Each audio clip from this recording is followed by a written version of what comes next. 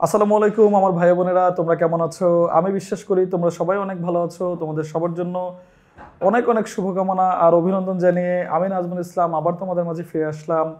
আমরা easy accounting বই থেকে আমরা যে হচ্ছে পর্বভিত্তিক প্রবলেমগুলো সলভ করতেছি, যেটা হচ্ছে বোর্ড ভিত্তিক বেসিকলি, তারই ধারাবাহিক একটা পর্ব। এবং আজকে আমরা সলিউশন করব হচ্ছে যশোর বোর্ড 2023।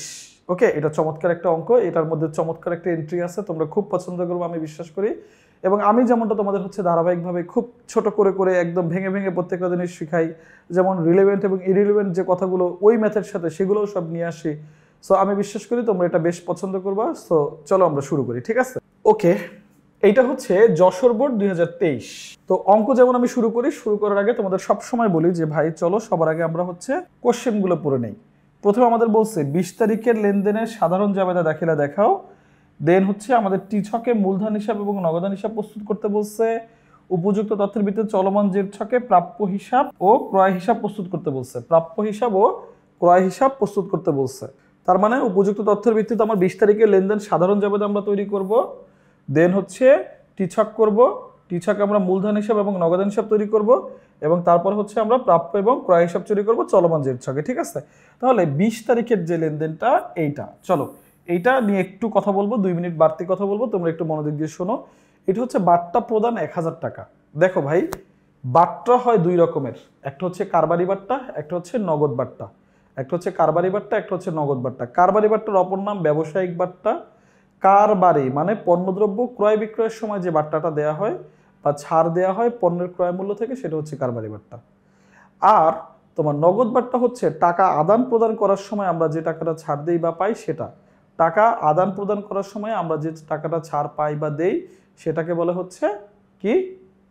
নগদ বাট্টা। তো এইটা হচ্ছে একটা নগদ বাট্টা। কারবারি বাট্টা আসলে কখনো কোনো জাবেদা দেওয়া যায় না। কারবারি বাট্টা কখনো কোথাও কোনো ইনক্লুড নাই। কারবারি বাট্টা জাস্ট হিসাব থেকে সবসময় বাদ হয়ে যায়।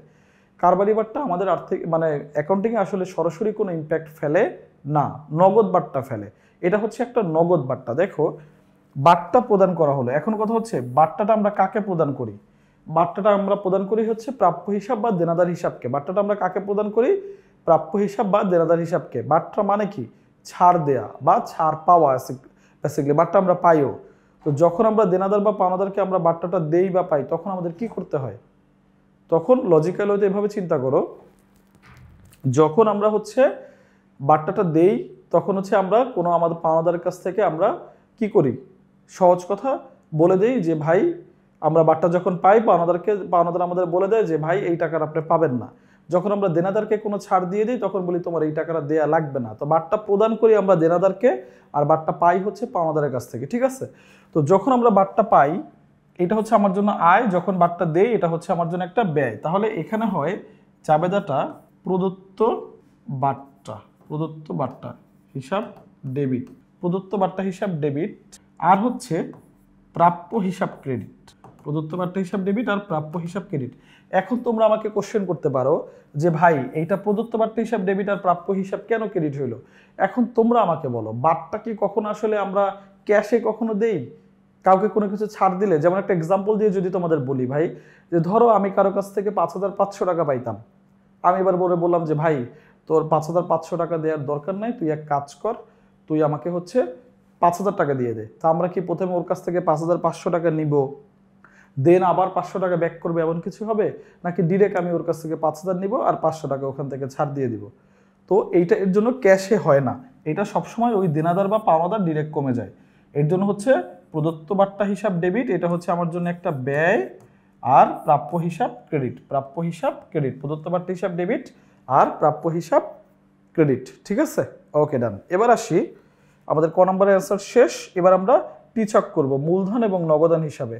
তাহলে মূলধন এই যে আছে দুইটা মিলে মূলধন, ব্যাংকে জমা দেওয়া হলে এখানে নগদান, পণ্য ক্রয় এখানে নগদান, আর হচ্ছে আর তো নাই, এই সব এই তিনটা লেনদেনেই আমাদের আছে হচ্ছে কি? মূলধন এবং নগদান। তাহলে আমরা শুরু করি, প্রথমে চলো মূলধন হিসাবটা আমরা করি, ঠিক আছে? তো মূলধন হিসাব যখন আমরা করব, তার আগে আমরা কি করবো লক্ষ্মী ভাই? তার আগে আমরা জাবেদাটা আগে ভালো করে একটু দেখে নেই যে মূলধনের জাবেদাগুলো এখানে কি আছে।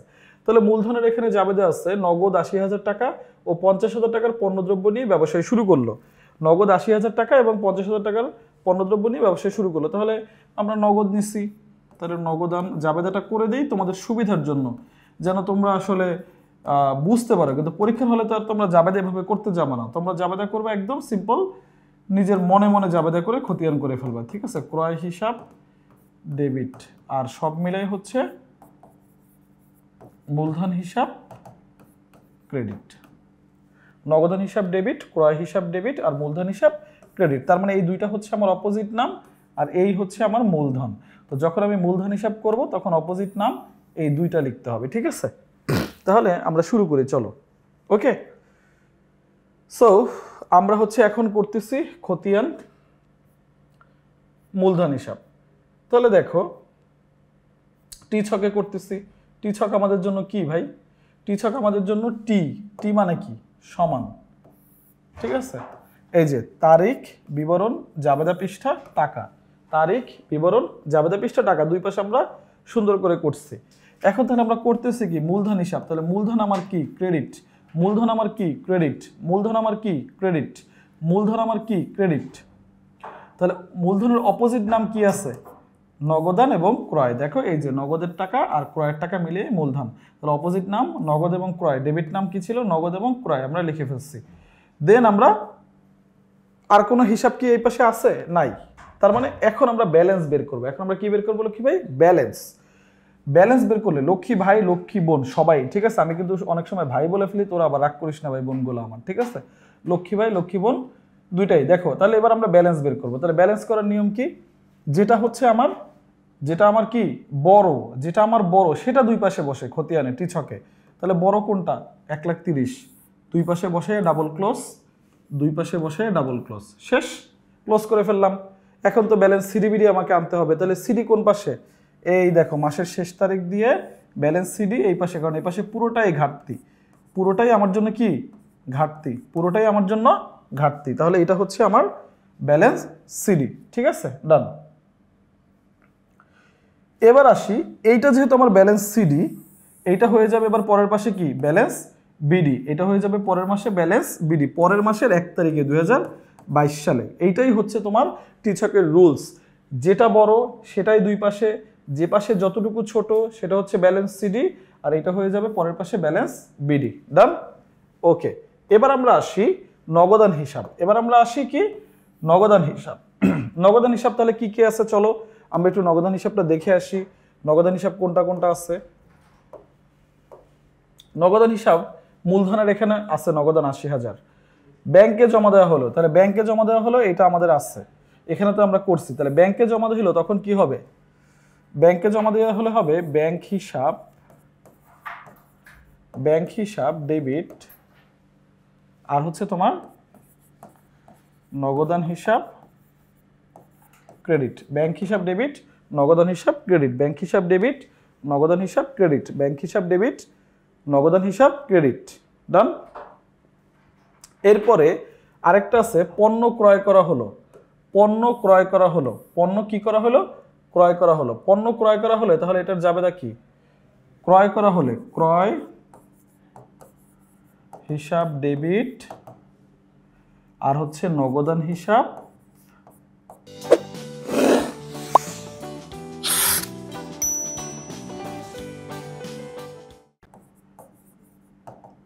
ক্রেডিট। তাহলে আমরা এই দুইটা পেয়ে গেছি, ক্রয় হিসাব ডেবিট, নগদান হিসাব ক্রেডিট। তাহলে নগদ আমরা দুইটা পাইছি ক্রেডিট, একটা পাইছি ডেবিট, ডান। তাহলে আমরা চলো খতিয়ানটা করে ফেলি। সেম ছক, তারিখ, বিবরণ, জাবেদা পৃষ্ঠা, টাকা, তারিখ, বিবরণ, জাবেদা পৃষ্ঠা, টাকা, এই পাশে হচ্ছে ডেবিট, ওই পাশে হচ্ছে ক্রেডিট। এই যে ডেবিট এবং ক্রেডিট লক্ষ্মী ভাই, এইগুলো কিন্তু ভুল করা যাবে না কোনোভাবেই। এগুলো অবশ্যই তোমাকে খুব কনসেন্ট্রেট সহকারে লিখতে হবে, আদারওয়াইজ এত কষ্ট করে অঙ্ক করবা মার্কসগুলো কেটে যাবে। ওকে, তাহলে আমাদের ফোকাস কি? নগদান। ওকে, তাহলে নগদান ডেবিট আছে কত তারিখে? 1 তারিখে। নগদান ডেবিট, ডেবিট পাশে লিখবো, অপোজিট নাম কি? মূলধন। মূলধন বাবদ আমার নগদান আসছে, এটাই আমরা বুঝি আসলে। এই নামগুলো এর জন্যই দেওয়া হয় যে তোমার এই হিসাবটা কি কারণে বাড়ছে বা কমছে। এবার আসি 5 তারিখে ব্যাংকে জমা দিছি, নগদ কমছে, তাহলে ক্রেডিট নগদান, ক্রেডিট সাইডে অপোজিট নাম ব্যাংক। 10 তারিখে ক্রয় করছিলাম, ওই যে দেখো নগদান ক্রেডিট, ক্রেডিট সাইডে ক্রয়, শেষ। সব এন্ট্রি আমরা বসাই ফেললাম, ডান। ডেবিটটা ডেবিট সাইডে, অপোজিট নাম দিয়ে, ক্রেডিটটা ক্রেডিট সাইডে, অপোজিট নাম দিয়ে, শেষ। এখন আমাকে ব্যালেন্স বের করতে হবে।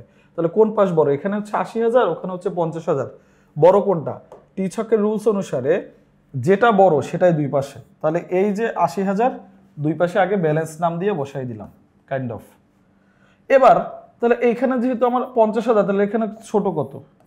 30,000। 30,000 হচ্ছে আমার ছোট, এই 30,000 হচ্ছে আমার ছোট, এই 30,000 হচ্ছে আমার ছোট। তাহলে এই 30,000 আমরা লিখলাম ব্যালেন্স সিডি নাম দিয়ে মে 31 তারিখে, অথবা এটাকে আমরা বলি হচ্ছে ঘাটতি, ব্যালেন্স সিডি নাম দিয়ে আমরা এটা হচ্ছে লিখলাম এখানে। এবার এইটা পরের মাসের 1 তারিখে এসে হয়ে যাবে কি? পরের মাসের 1 তারিখে হয়ে যাবে ব্যালেন্স বিডি, কত? 30,000। সহজ কথা, মনে রেখে শোনো, ব্যালেন্স সিডি হয় যে পাশে কম থাকে, এবং এটা হচ্ছে ব্যালেন্সের উপরে যতটুকু ঘাটতি থাকে পূরণ করে আমরা এই যে 80,000 মিলাই দিচ্ছি, 20, 30 এবং 30। আর এই বিডিটা হয় যে পাশে বেশি থাকে, এটা হয় এই দাগের নিচে এবং পরবর্তী মাসের 1 তারিখ দিয়ে, শেষ। এই হচ্ছে দুইটা খতিয়ান আমরা করলাম, মূলধন হিসাব এবং নগদান হিসাব টি ছকে। সো আমাদের খ নাম্বার আমরা শেষ করে ফেললাম। এখন আমরা যাব গ নাম্বারে। গ নাম্বারে আমাদের বলছে প্রাপ্য হিসাব এবং ক্রয় হিসাব তৈরি করতে, তাও চলমান জের ছকে। এইটা খুব চমৎকার, আমার এটা ভালো লাগে। কারণ কি লক্ষ্মী ভাই, যখন তুমি চলমান জের ছক করো দিনে দিনে তুমি তোমার অ্যান্সার পেয়ে যাও, প্লাস মাইনাস করে ব্যালেন্স জানতে পারো, এটা খুবই আপডেট এর জন্য। ওকে, তো আমরা এবার দেখি কোনটা কোনটা আমার কি আছে। এই যে পণ্য ক্রয় আছে, এটা হচ্ছে আমার বিক্রয় আছে, এটা বাট্টা প্রদান। তার মানে এই তিনটা হচ্ছে আমার প্রাপ্য হিসাব এবং হিসাব করতে বলছে, ঠিক আছে। তাহলে চলো আমরা এটার করে ফেলি, আগে জাবেদাগুলো করে নিই, ঠিক আছে। জাবেদাগুলো করে নিই। তো যখন আমরা পণ্য ক্রয় করি ওইটার জাবেদা কি হবে? ক্রয় হিসাব ডেবিট, নগদান হিসাব ক্রেডিট করে ফেললাম। যখন আমরা নগদে বিক্রয় করি, নগদে না ধারে ছিল বিক্রয়টা, দেখে নেই তো, চলো লক্ষ্মী ভাই। আচ্ছা, ধারে পণ্য বিক্রয়, তো যখন এটা ধারে হবে তখন হবে দেনাদার হিসাব ডেবিট, বিক্রয় হিসাব ক্রেডিট। দেনাদার হিসাব ডেবিট, বিক্রয় হিসাব ক্রেডিট, ডান। এরপরে ছিল আরেকটা প্রাপ্য হিসাব, দেখো ওই যে 1 তারিখে করছিলাম প্রদত্ত বাট্টা প্রদান করছি, প্রদত্ত বাট্টা হিসাব ডেবিট, আর হচ্ছে তোমার প্রাপ্য হিসাব বা দেনাদার হিসাব ক্রেডিট। এই যে আমাদের তাহলে প্রাপ্য ছিল 2টা আর ক্রয় এখানে আছে 1টা, ঠিক আছে। তাহলে চলো লক্ষ্মী ভাই আমরা এবার কি করব? চলমান জের ছকটা করে ফেলি। ওকে ভাই বোন, দেখো মনোযোগ দিয়ে শোনো। এই যে প্রাপ্য হিসাব আমরা ছক করছি, তারিখ, বিবরণ, জাবেদা পৃষ্ঠা, কারণ হচ্ছে এটা খতিয়ান, এর জন্য এখানে হবে জাবেদা পৃষ্ঠা। ডেবিট টাকা মানে এই প্রাপ্যটা ডেবিট হলে এখানে, ক্রেডিট হলে ক্রেডিট টাকা, আর ব্যালেন্স কি? এই দুইটার যে ব্যালেন্স হবে, ডেবিটটা বড় হলে ডেবিট পাশে, ক্রেডিটটা হলে কি, এটা হচ্ছে দিনে দিনে আপডেট হয়, এইটা হচ্ছে এটা, ঠিক আছে। আমরা ছকটা করে ফেললাম, তারিখ, বিবরণ, জাবেদা পৃষ্ঠা, ডেবিট টাকা, ক্রেডিট টাকা, ডেবিট ব্যালেন্স এবং ক্রেডিট ব্যালেন্স, ডান। ওকে, এরপরে দেখো তাহলে মে মাসের 15 তারিখে আমাদের প্রাপ্য হিসাব কি ছিল? ডেবিট ছিল। আমরা যে বিক্রয় করছিলাম মে মাসের 15 তারিখ দিলাম 22 সালের।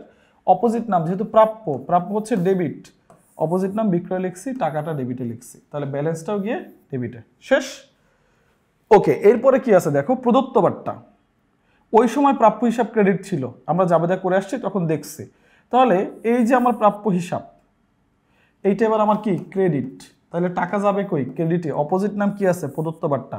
তাহলে প্রথমে ছিল 25,000, তারপরে আমার 1,000 টাকা আবার ক্রেডিট গেছে, তাহলে আমার হবে কত? 24,000। তাহলে আমার হবে কত?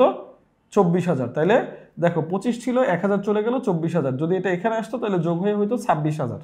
যদি এমন হইতো এটা 30,000 হয়েছে, তাহলে এখানে ব্যালেন্স হইতো 5,000। এইটার কার্যক্রমে এইটা, যদি ব্যালেন্স ডেবিটে বড় হয় এখানে ব্যালেন্স, যদি এখানে বড় হয় তাহলে এখানে ব্যালেন্স, শেষ। ওকে, এবার আমরা করব কি? ক্রয় হিসাব। ক্রয় হিসাব আমাদের দুইটা জায়গায় ছিল, আমরা কিন্তু মূলধনের সময় আমাদের ক্রয় ছিল, এটা তোমরা ভালো করে জানো, মূলধনের সময় আমাদের ক্রয় ছিল।